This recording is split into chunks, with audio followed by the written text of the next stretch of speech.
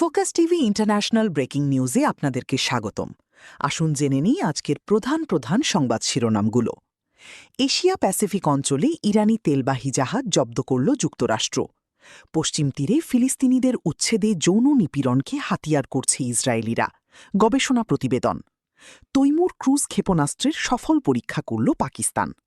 ২৯,০০০ মানুষকে হত্যা, এল সালভাদোরে একসঙ্গে ৪৯০ জনের গণবিচার শুরু।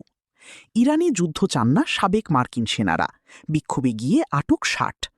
হাঙ্গেরিতে গেলে নেতানিয়াহুকে গ্রেপ্তারের ইঙ্গিত দিলেন হবু প্রধানমন্ত্রী মাজিয়ার।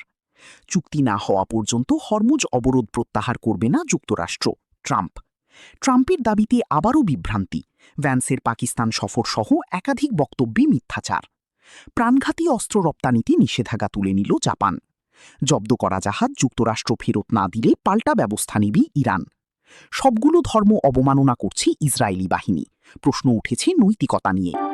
এই ছিল আজকের প্রধান আন্তর্জাতিক সংবাদ শিরোনাম। আমাদের পরবর্তী সংবাদ দেখার জন্য ফোকাস টিভির সাথে থাকুন। ধন্যবাদ।